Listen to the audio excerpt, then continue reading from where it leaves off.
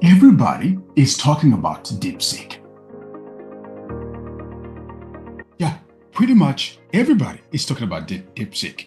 From researchers, people who are researching AI, to cybersecurity people, which is where I come in, to government officials, and everybody in between. They're all talking about DeepSeek. Is the most free downloaded app in the App Store, taking over ChatGPT. Right? Think about that for a minute. So in this video, I want us to talk about this from a cybersecurity perspective. Let's get right into it. Let's start with the basics. So what is DeepSeek, you may ask? Well, DeepSeek is a Chinese startup company that's developing some awesome AI tools, including what we normally call LLM, or large language model. I'm sure you've heard about things like ChatGPT, or Google's Gemini, or Facebook's Llama. Well, all these are what we normally call LLM, or large language model, which is basically a fancy way of saying it's an AI systems that have been trained to memorize publicly available information. It costs companies billions of dollars to be able to train these LLM, these large language models. And a great example of that is the new announcement from President Trump announcing Sam Altman of OpenAI, with Larry Ellison from Oracle, and the Masa, the guy from Japan, to design data centers that are going to cost over $500 billion to design, right, and implement. So what makes DeepSeek super famous? Why everybody is talking about DeepSeek? Well, there are three reasons that I think it's the reason why everybody's talking about DeepSeek. Well, number one, they reported the amount money they use to train their AI model. Well, they said it cost them about just $6 million, under $6 million. They were able to train this top the line AI model. Well, a lot of people are skeptic about that. They're like, well, that's not true. Maybe they're reporting wrong numbers. Maybe they're hiding things. Who knows? Nobody knows the truth. But that's number one, because it usually costs billions of dollars to be able to train these AI models. Well, the second reason, it's what they normally call a reinforcement learning approach, also known as a chain of thought process. This chain of thought process where DeepSeek is going in is showing you how it's thinking to the problem that you're asking. It's revolutionary in itself because there's no other AI model. There is no Cloud, no ChatGPT, no Gemini, no Llama. None of these AI model it's able to do that yet. So that in itself is revolutionary. Where even the people who knows what they're talking about, I'm talking about Mark Andreessen. This is the guy who created the very first browser back in 1990, 91, when www had just came out. The World Wide Web had just came out. Here's what he said. He says, DeepSeek R1 is one of the most amazing and impressive breakthroughs that he have ever seen. And the fact that it's open source, it's a profound gift to the world, which is really takes me to my point number three. See, DeepSeek open source their AI models, specifically their R1, which is the top notch. And they wrote up, white papers on how they did it. They went in and literally talk about here's how we were able to achieve everything that we are achieving, that we were able to achieve. And then you have these people that are like, maybe you're lying for how much you spend on training your AI model. Well, they outsourced the paper. Go look at it, basically copy what they did, and then find out for yourself, right? That's what we're hoping a lot of these AI companies will kind of do in the next few days. But the other thing is, if they were only able to pay like $6 million to train this AI model, that means even less fortunate companies or maybe countries now can have their own AI. Oh, this means AI is becoming a commodity now. Everybody, you don't have to subscribe to ChatGPT. You don't have to be paying an AI. You can literally just start using DeepSeek, and then off you go. Then you have these other people that are like, whoa, hold on a minute. Well, DeepSeek, it's from China. It's probably sending your information to the Chinese government. Well, it's open source. It's free. You can install it and run it locally and then, see it for yourself, right? In fact, there are people in cybersecurity, which we're going to get into cybersecurity now. There are people in cybersecurity who have done that. Let's take a look. There is this gentleman named Luke out of Twitter who said that just FYI, DeepSeek collects your IP information, keystrokes, patterns, right? Devices, information, and the like, and then it sends that to China. And when you look at DeepSeek privacy section, it goes and tells you, hey, the information we collect, we store that in the servers, and those servers are located outside of your country, country where you live in.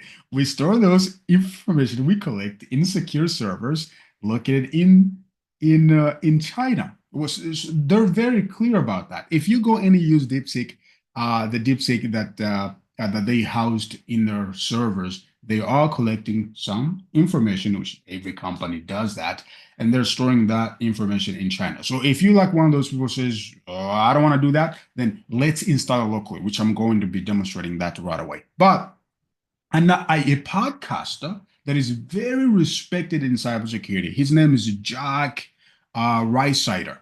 I'm probably butchering his name. But Jack comes in and says, he installed it locally. And then he says, I haven't seen DeepSeek sends a single packet anywhere. I've been using it for 2 days. I've been watching it like a hawk. Show me your proof. Really showing you that some cybersecurity people are using the tool, and not only they're using the tool, they're watching it to make sure it's not sending your data anywhere if you install it locally. But if you go and use DeepSeek from the App Store or DeepSeek from online, obviously the code is housed in the Chinese databases, I mean, the data centers and databases. So obviously they will be collecting the data and they will be sending that data in that location. So while DeepSeek was getting this moment, well, there is a AI researchers out of a Wiz, a cybersecurity company, that hit the web and start doing what we normally call OSINT or open source intelligence. They start reconnaissance, researching things online, and here is what they find. Wiz researchers has discovered DeepSeek publicly accessible ClickHouse databases that belongs to DeepSeek. Now, this database is exposing highly sensitive information that includes secret keys, plain text messages, backend details, and logs. So what they did, they did the right thing. They reported this to the DeepSeek. But here's what they find. Before I show you the report, here's what they find. They said, following a simple recon, DeepSeek public infrastructure, we discover a publicly exposed ClickHouse databases that was completely open and required no authentication at all. And here they said, this means that everybody, right? This meant that anyone could access logs containing actual chat messages, which means when you're chatting with the DeepSeek using the one that they housed in China, your information was accessible to anybody really on the internet, and it didn't require any sort of authentication of some sort. So what they did, they reported this to DeepSeek, which is what a lot of cybersecurity research do. They reported this to DeepSeek, and then DeepSeek came back and said this. Here's the response from DeepSeek. They said, "Oh, thank you for reporting the potential security vulnerabilities. We'll take this matter seriously. We went in and they fixed it." So before Wiz research team published this online, they give DeepSeek some time to respond, which was great. But that's not the only thing that's taking place in cybersecurity. Well, the Australian government have banned DeepSeek on the government devices. Well, if you don't know, the Australian cybersecurity team is one of the best there is in the world. And here they did this, I think, last night. They went in and just took action. They said, we're going to ban DeepSeek on government devices. Mostly why? They're concerns about the data being sent to China. So what I will do, I will include these resources about the Wiz research team and their findings and things like that. I will include the white paper. I will include the podcast. All of that, I'll put that in a description of this video so you can maybe dig a little bit deeper about this if you want to do exactly just that. But for now, let's see how you can install DeepSeek in your local machine.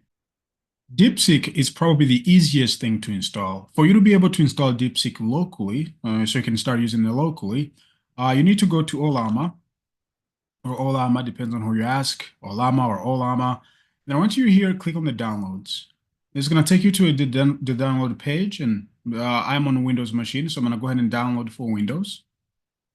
Then save this into the download folder, the Ollama setup. I'm going to go ahead and save that in there. And once it's saved, you will have to double click on it so you can get into the installation process. Let's go ahead and bring up the download folder. Let's get to the download section. I'm going to bring this here so you can see it. And then once Ollama is here, like I said, just double click on it. So I'm going to double click on this to kick in the installation process. Now the setup wizard will pop up, and right here, just click on install. And then let Ollama go in and do its installation thing. Now, as we wait for Ollama to finish installing, let's go back to the website here. I'm going to show you a few things. Then here, click on the models, right? Once you go back to the Ollama website, click on models. And here you're able to see all the models that supported within Ollama. All of these are free and open source. So which basically, in theory, you can run them on your machine. But DeepSeek is the one that's usually, that can be run on a regular machine that doesn't require a lot of processing power. Now, right here, let's go ahead and click on DeepSeek R1. And R1 comes in a different kind of variations. So there is 1.5 billion, 7 billion, 8 billion, 14, all the way to 671 billion. If you click on the drop down here, you'll see how many gigabytes of storage it's going to require for you to be able to successfully have this running in your machine. Remember, depending on the speed of your computer, if you pick this right here, it's probably going to run a little bit slower for you. So for the sake of this, because we're just sort of demonstrating this, we're going to go ahead and pick the 7 billion one. And Ollama is going to give us the command that we need to run. Like I said, this is probably the easiest thing to install because the only thing you need to do is literally just copy this command and then go to PowerShell and then run that as soon as Ollama finishes installing. So let's go ahead and verify to see if Ollama is finished. Looks like it's almost done installing.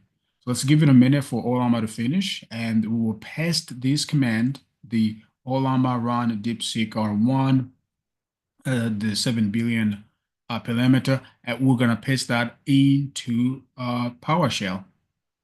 All right, it looks like it's done, and I can verify that by clicking on the start menu. It should be, and search for Ollama. It should be there, right there. So what I'm going to need to do is bring up PowerShell. So let's go back here and search for PowerShell. And then we're going to run PowerShell as administrator. So right click on PowerShell, run it as administrator.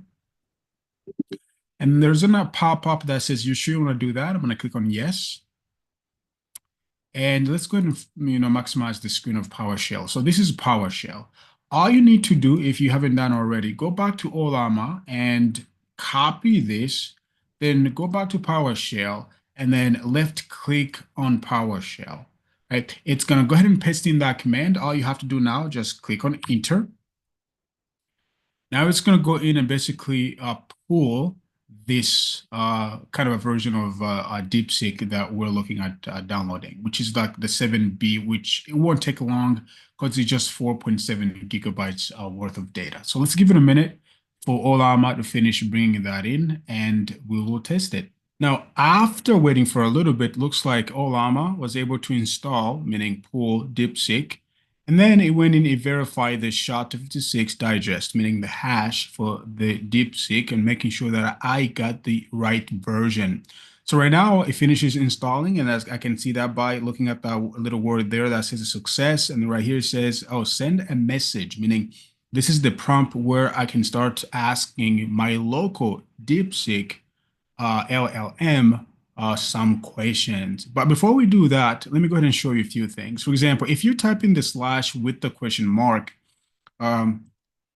you are going, let's go ahead and do that quickly here. you are going to ask for help. So press enter by typing that in there. Now, right now it's coming back as giving me the available commands. For example, I can set the session with the /set. I can assure the model information with this right here with the /show. I can load, I can save, I can clear, I can even exit out of the model by typing in the /by. So right now, let's go ahead and just ask a question, see how this thing is going to respond. Again, it's responding from the local DeepSeek.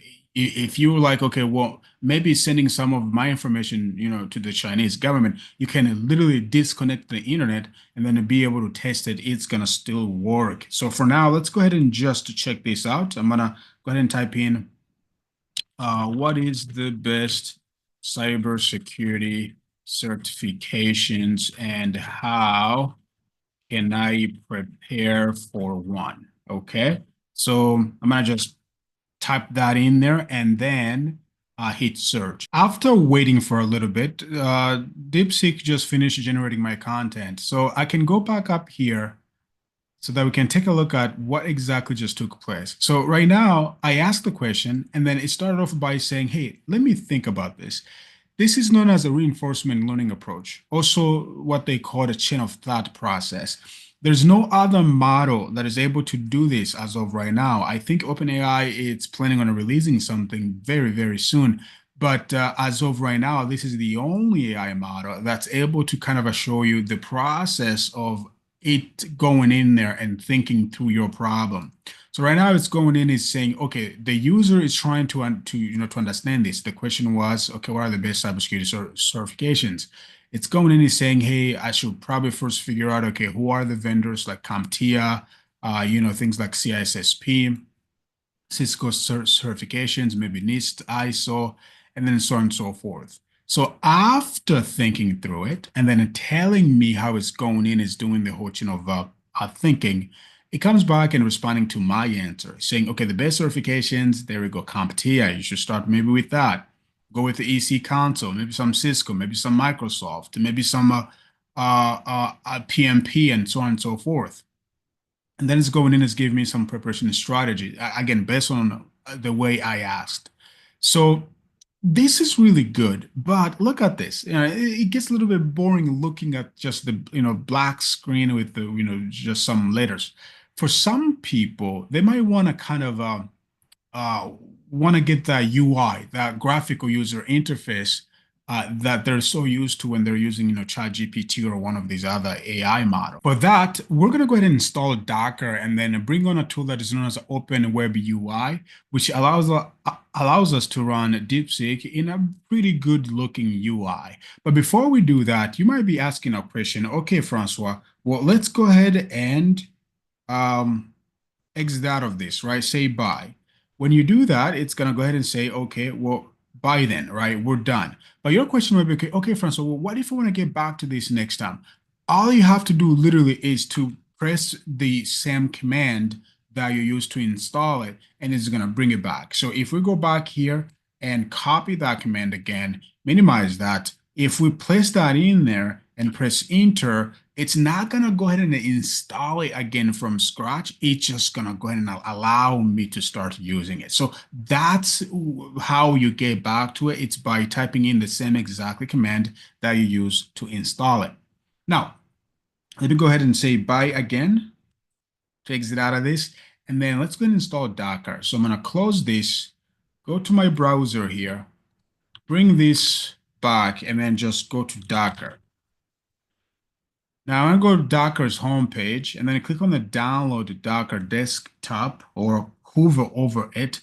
Then I pick the operating system that you use. In my case, I'm using Windows, specifically the AMD Windows. And I click on that, and I'm going to save that into the desktop as well, the installer, and then let Docker installer download. Once it's finished downloading it, just like what we did with Ollama, I'm going to double click on it and then get the installation process kicked in. And here we are. So I'm going to go ahead and double click on the Docker desktop installer. And it's going to go ahead and give me the wizard where I'm able to walk into the whole process of installing Docker. So let's give it a minute. And now we can see the icon here at the bottom that says, okay, I mean, we can see the Docker icon here at the bottom that is showing us, okay, we're going to use WSL, and then we're going to, add the shortcut to the desktop. I'm going to say, okay, let's do that. Now it's going in is installing Docker. So this might take a minute. It's unpackaging some files. So let's give it some time. Once it's finished installing, I'll come back and then we're going to finalize this lab. And after waiting for a little bit, Docker is finished installing. So here is the thing. Once we close this, it's going to ask us to restart the machine. And then I'm doing this on my physical machine. It's not virtualized. So I'm going to go ahead and click close. Now, after rebooting the machine, we are back here. So let's go ahead and check a few things. One, let's check to make sure that virtualization is enabled. We should have done this earlier. So I'm going to go ahead and click on the start menu. And then right here, I'm going to type in Task Manager. Just verify before we run a Docker. Then once you bring up Task Manager, go ahead and click on Performance. And once you are right here, make sure CPU is selected. Then at the bottom here, check virtualization and make sure it says enabled. I knew mine was enabled. Maybe that's why I forgot. But I just want to make sure this is enabled before we move forward. And once you're done with that, go ahead and close the Task Manager and then go ahead and open a Docker. So I'm going to go back to the search menu and then open Docker. Oh, I said open. But type in Docker and then click on a Docker desktop or press enter. So let's give it a minute for Docker to load up. And then we can see that Docker is right here. So let's click on this icon, the Docker icon in the bar there. And then this is Docker. So go ahead and accept the terms service agreement. Click on accept. And it's going to bring up this sign in page, right? You have already created the account. So click on personal. And here, go ahead and sign in. You can also skip this, but we're going to go ahead and sign in. So I'm going to go ahead and sign in with my personal account. So click on personal and then sign in with your personal account. It's going to go ahead and take us to Google Chrome and ask us to authenticate automatically because I'm already logged in into Docker from the Google Chrome. So I'm going to go ahead and click on open the Docker desktop. And it should go ahead and sort of like sign me in. But before they do that, they're going to bring up this survey. You sure you want to, that kind of stuff. I'm going to go ahead and click skip the welcome survey. And now we're in without any problem. So this is Docker, is ready, it's good to go. So once you finish signing in, go back to Google. I'm going to go ahead and search for Google. Then once you're here, go ahead and search for Open WebUI container. So we're going to type in Open WebUI container. There we go. And then click on the getting started, the guide getting started here from OpenUI website. Now, once you're here, go ahead and click on the quickly get started, the quickly started guide. And then once you're here, you're going to scroll down a little bit here so you can see a few things. Again, we're doing this on the Docker, so make sure that is selected. And then once you're here, they have a few ways of us pulling the image. So there's the second step, which is what we want. But if I scroll down a little bit here, I want to show you something. If you are running like NVIDIA GPU, you can pull this right here, which is going to kind of help your AI runs a little bit more smooth. But in our case, we just want to run the container here. So we're going to go ahead and just pull this right here. I'm going to go ahead and copy that. All right, make sure I copy this right there. And then here, let me go ahead and go back to PowerShell. So I'm going to then open PowerShell one more time. PowerShell and then run it as administrator. Click yes for the pop-up. This is PowerShell. I'm going to go ahead and paste the command that I just copied here. Then once I paste that in there, I'm going to go ahead and press enter on the keyboard. Now Docker is going in. It's installing the OpenWebUI. All right, after waiting for a little bit, it looks like it's finished, but there's a pop-up here that's asking us if we want to open some kind of a backend, a Docker backend. So go ahead and click on allow. After that, let's go ahead and open a Docker and we should be able to see the container we just installed. So let me go ahead and make this a little bit bigger. And we can see, clicking on the container there, we can see that we have the Open Web UI, and we can see a few things like the container ID and so on and so forth. So right now, what we care about is the local host with the port of 3000. So I'm gonna go ahead and click on that, and it's opened. So let me go ahead and bring it that because it opened on my other screen there. And you can see that localhost uh, with this port number is now here. So all you need to do here, just click on the getting started. Getting started. It's going to ask you to kind of sort of like set up an Open Web UI account. Let's go ahead and set that one up. Now, once you finish creating that account, go ahead and click OK or let's go, right? And then voila. And then here we are. So we have a pretty good UI, and you can click right here to sort of like pick different models if you have those installed locally in your machine. But right now we only have the 7 billion one installed. And right here, you can literally start asking things. So I can say, what are the best cyber certification? Okay, I'm gonna go ahead and press enter to that. And right now, literally just like ChatGPT, but is installed locally in your local machine. And we can see right now it's going in, it's thinking, it's doing that chain of thought process again. And as you can see, this is a pretty fast, right? It's going in, it's thinking through things, it's trying to figure out, okay, what is the best cybersecurity certifications? And again, it's showing me its chain of thoughts. So let's give it a minute for the whole thing to come back, and we'll take a look at the results, and we'll be done. And it looks like it's finished. So if you scroll up a little bit, again, we can see that process right here, and we can look at the response of my question.